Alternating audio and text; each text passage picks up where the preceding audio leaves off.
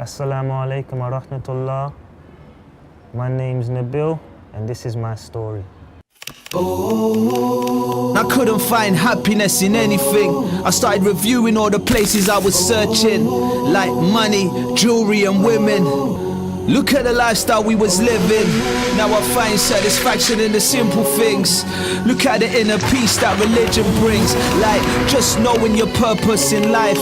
Like knowing the angel of death could take your soul tonight. Like the possibility of you getting to paradise. You know, knowing you can get there if you're living right. So bro, can you tell us a little bit about your upbringing in Charlotte? Well, I'm a black Jamaican, and I grew up in South London, Lewisham. And my mum had me quite young. She had me at 17. So I spent a lot of time around my grandparents a lot. So I developed a close relationship with my grandparents. Did you used to live with your grandparents, or you just? Yeah, I lived with my mum's mum and dad. Okay. So they came over here back in the 60s. From Jamaica, okay. both from Jamaica. Okay. And they ended up having four daughters, my mum being the youngest. Okay. But my mum then gave them their first grandchild, which was me. So with that, my mum still wanted to focus on getting an education and so forth like that, stuff like that. So what happened is I spent a lot of time with my grandparents, which is my mum's mum and dad, and on my dad's side I spent a lot of time with his mum. Okay. And my mum strived towards achieving her goals, being successful, not being the typical single mother. So I used to spend a lot of time with my cousins. I had a lot of cousins because I got quite a big family on both sides. Okay. And then I come from a Christian home. So whole family Christian? I had some Muslim relatives on my dad's side, but on my mum's side, from what I know, they're majority Christians, okay. Or just born into Christianity kind of thing.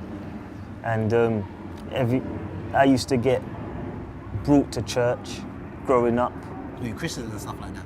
Yeah, okay. like so I got brought to church with my mum's mum and dad and my dad's mum also.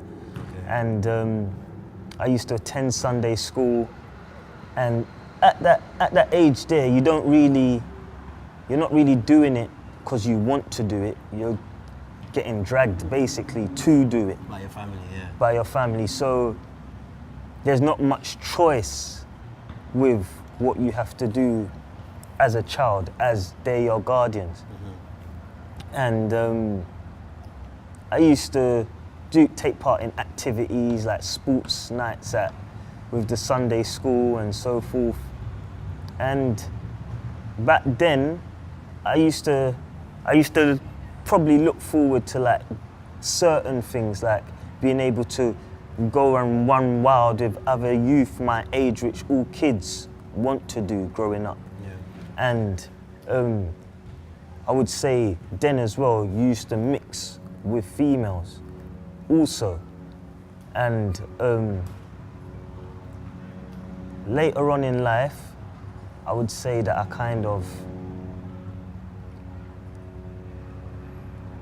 I never had a father figure guiding me. But you had a lot. You still had a big family though, so there must have been a lot of other males in your family. Yeah, who were around. I had a big family, but a lot of the males I weren't around, so I had to be like that dominant male on my side of the family. So yeah. It's like you have to start fresh. Yeah, I get you. And then after that, everybody was looking up to me. All the younger boys that were younger than me in my family, they started looking up to me. Okay. And then with not having a father there consistently to guide you, especially in the right direction, you kind of get misguided. What do you mean? when I say misguided, you end up finding the road. And you start hanging around other kids like yourself that not necessarily, I didn't come from a bad home. I'm not saying that I come from a bad home. I come from a good home. But to a certain extent, a mum can't teach a boy how to be a man. I hear you. And with that, I started trying to find my own way. And with that, naturally, you start experimenting. you start experimenting different things. And then you'd see that even with experimenting with different things, it might start with smoking a little bit. It might start with, have a sip of this one drink. And before you know it, it becomes part of your life. Yeah. Do you see what I'm saying? Now, as for like my secondary school age years, when you start seeing the transition in most youths, you don't really see it in the primary school era, you see it in the secondary school era. Yeah. It's like you're maturing. You're maturing and you're starting to get your freedom, I would say. That's the age a lot of kids start getting their freedom. I become very popular very quick. And you start kind of feeling like there's a certain status you need to keep. Yeah, you need to get. You see what I'm saying? And even in the school years, secondary school years, everybody wants to be the guy everybody likes in school. And where I went to an all-boys school as well, with men, everybody always wants to see who's the top boy. So when it comes to play fighting and lifting weights and everything, everybody wants to see who's the strongest. Everyone wants to test out the muscles. Who's got the latest kicks and so forth. And then after that, you went on to like your college years. After, when that's the time you start trying to see what direction your life's gonna go in. Yeah. When this is the time where you can start working and all of these things. But to be honest, it's not something I ever really thought about because I was nice. I was nice in the fact that my family's kind of well off, but I never wanted to rely on my family. I wanted to rely on myself. Like I wanted to be my own man, and that's what with a lot of the males out there today, everybody wants to be their own man. And I started making my own way. And when you start making your own way, you probably get yourself in crowds and company that ain't really good for you, but because you're blind to it, then it feels like the right thing. It feels like the right thing. And as a Jamaican, a lot of Jamaicans will probably be able to relate to you, where they say, you always hear the older head saying, show me your friends and I'll tell you who you are. Or your, what else would they say? They'll say, create some stuff and it never makes sense to you, but as you're growing up... When you're younger, when people say things, you can't really, you can't really yeah, get it you can't really get it into your head, but as you mature in life, you start seeing that, what they said to me back then is actually the truth. Not everybody's your friend.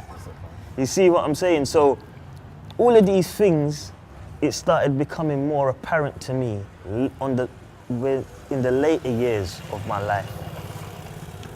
And then I would say back these ages, I would try and go church here and there, but it weren't religiously going. And then I lost a few friends on the streets to certain different things. And even then, I never got a wake-up call. I had certain friends that went inside. My first friend that went inside, we were still in secondary school, to be honest. And for me, it was a big like raw, like he's gone away. But then it's after a few years, after a few years, it just becomes the normal. Start seeing loads But of then, people going in jail and stuff like yeah, that. you start seeing loads of people going jail and stuff, and then it before you even know it, you're getting trapped in a system. You see what I'm saying? You're getting trapped in a system. No one wants to be seen somebody they care about, someone they love behind bars or dying or something. But you know what? Even some people at that stage of life, it's praiseworthy. Yeah. So man's getting jail. You see what I'm you're saying? getting certain status for being in jail. There you go. And then what happened later on in my life, I started having my own issues, getting into trouble and so forth. Yeah, so forth. And then it's moving forward a bit. What happened is that I ended up having a son. And I said to myself, rather than being out there trying to be in with everybody, trying to be the in thing, as they would say, I needed to kind of mature because I had responsibility, but then I found out that I was having a son. And for me personally, I didn't want my son to have the same relationship with me that I had with my father. I want to be a role model to my son, somebody my son can look up to, somebody that my son looks for guidance. Because people out there in the world, I realize, since becoming a Muslim, they look for guidance from people that are misguided. Like, how can you? We have sisters out here looking for brothers that have no religion in their life, don't have Islam in their life. And with that, I would say, how can you look for something from someone that has no guidance? So in your life, tell us, what was the turning point? Because obviously you were in a situation, like you said, you were comfortable. Yeah. You were doing your thing. You come from a wealthy family. Yeah. But where was the turning point in your life where you said, you know what, I need a different direction in life? Because for many people, they might think, you know what, you had the things that you wanted. Yeah. Why did you want to change? Shall I tell you what? With having money and having nice things, I would tell you, it doesn't really make you feel happy. Like, there's not having a nice car, having nice clothes. Everybody likes to have that feel good about themselves. But when you really look at it, when you go home, sit down and you're by yourself, you start thinking, oh, I'm bored. Like, if you're happy, should you really feel bored? You shouldn't really feel bored if you're happy. Do you see what I'm saying? If you have money, does it mean you're gonna be happy? No, you've got money to do what you like, but there's still an emptiness inside you that needs to be filled. But you're still blind to it. You know, what you're saying is something that I think a lot of people struggle with, because even for myself, when I come in the same situation, I tell people about money. When you ain't had money, you don't know. But when you have money, it's different. Yeah. Because when you're on the road and you're striving to make money, it keeps you going. Yeah. It's like a motivation. But when you get to the stage in your life where you actually got the money, you start realizing, so where's the happiness now? Where is the happiness? And then I would say that you start living day to day. I would say, like, I was probably like, so I had my son at 22. My son was born when I was 22. So I thought, all right, I need to start working.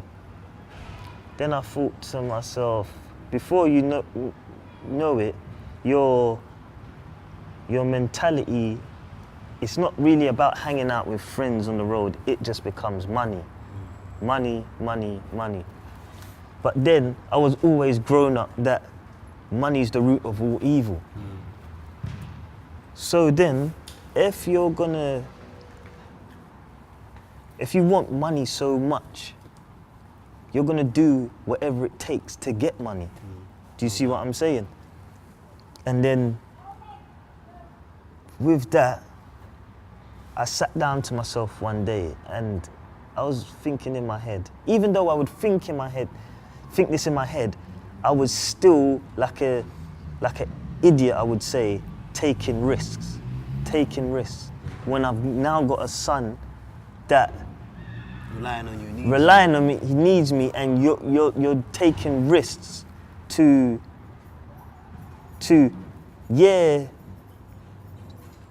give him what he wants and what he needs, but is that really what he needs, or does he really need my time? Do you see what I'm saying? Because while you're doing whatever you're doing, that time you could be spending with him, you can't get it back. You can't get it back. And then you may one day not come back. And what was you wasting your time doing? So, moving a little bit forward, me and his mum split, and I always kept that mentality that I want to be a good father to my son. I want to provide for my son. So, alhamdulillah, I got a good job, but I never found Islam as of yet. And I wasn't a churchgoer no more. I was just living day to day I believed in God, but in the Christianity faith,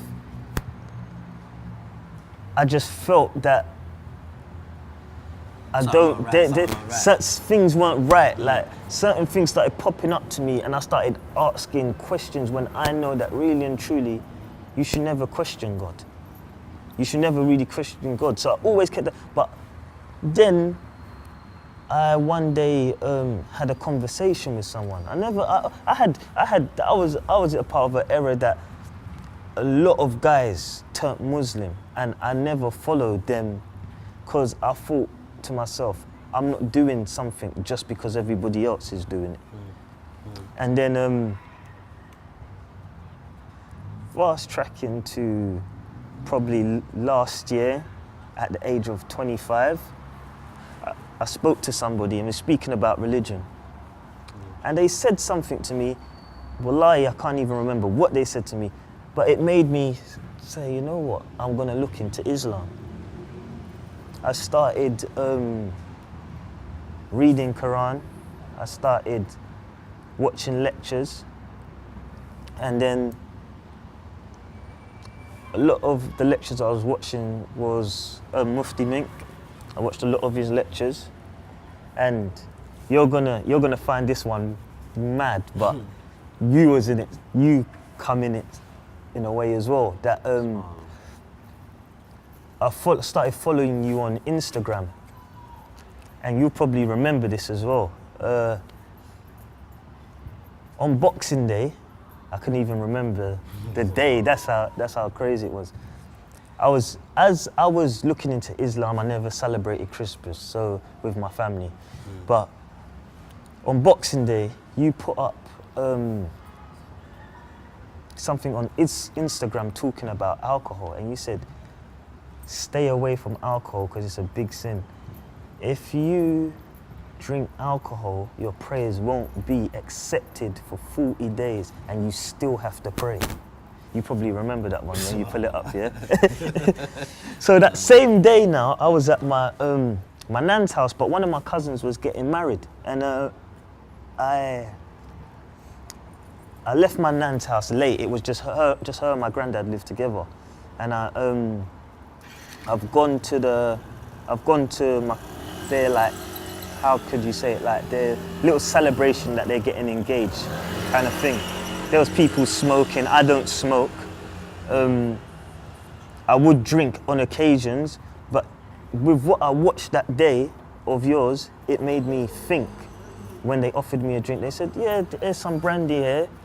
And then what you said played on my mind. I thought, imagine praying for 40 days, 5 times a day, and your prayers don't get accepted. But as of yet, I haven't accepted Islam yet, but it was playing on my mind. So I was looking at the alcohol, looking at the soft drink, looking at the alcohol, looking at the soft drink. And then I said, you know what, I'm just gonna drink the soft drink. So I didn't. Even Muslim at the time. I wasn't even Muslim at the time. And I didn't touch the alcohol. And with about half an hour later, I got a phone call. Get to your nan's house quick, she's having a stroke.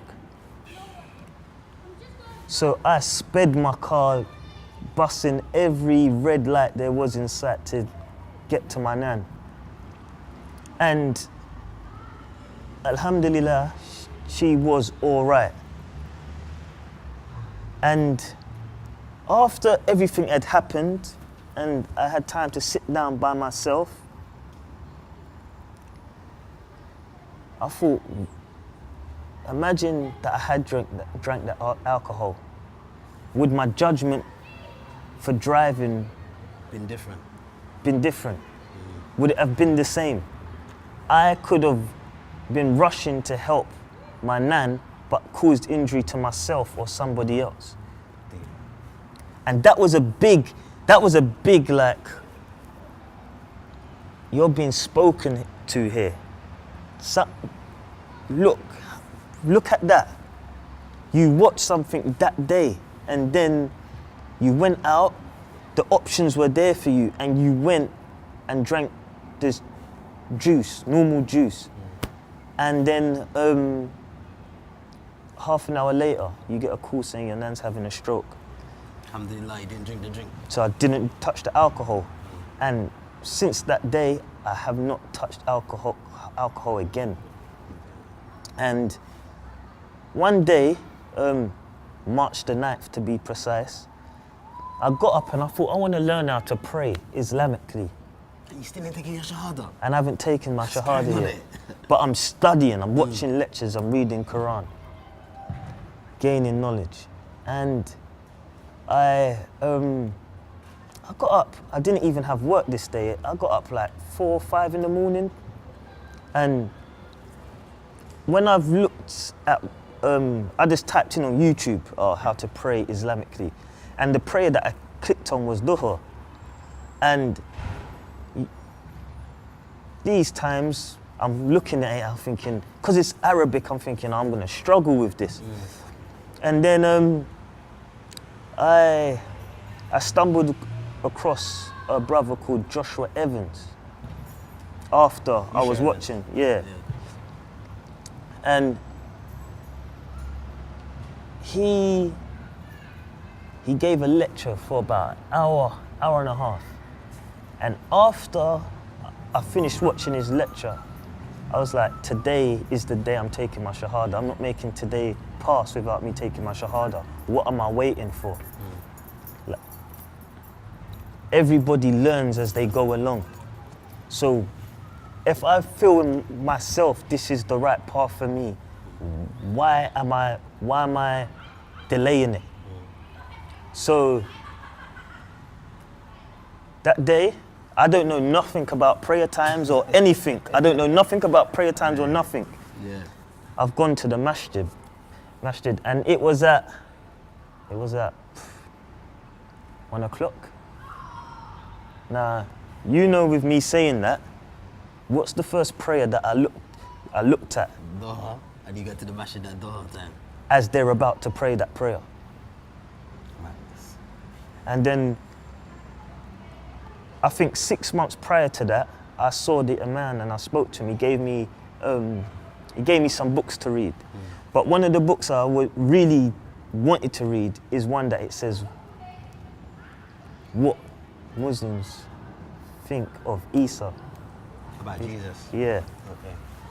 And to me, after reading that book, I feel he's valued more in Islam as more in Islam than they value him in Christianity. But a lot of Christians wouldn't know that because they've been born into a religion and they haven't even took the time to look anywhere else. So, with that, tell us when you took your shahada. so when I went and I told you the time I got there, and they prayed, and then the imam called me to the front, and I took my shahada, and everybody started embracing me with love after that. So bro, what advice have you got to other Muslims and even maybe non-Muslims who are coming from a similar direction as yourself? What would you say to them right now? What advice have you got to them in regards to changing their lives? For all Muslims, I would say even if you've been misguided away from the deen, there's every day you're breathing, every day you wake up, there's still a chance to put things straight with Allah, and Allah will forgive you. Allah will forgive you for whatever it is if you turn back to Him. He wants to forgive you. But you have to turn back to Him and repent. We have to repent. That is so key, asking for forgiveness.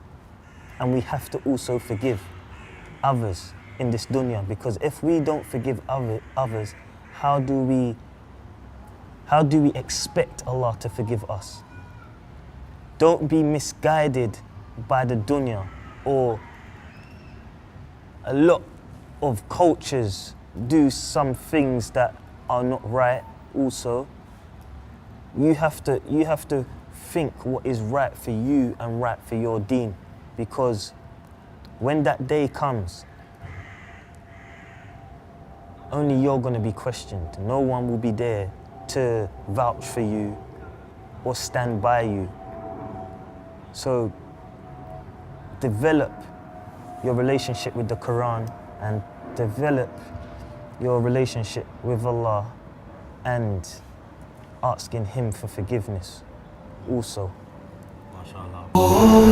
Yeah. Yeah.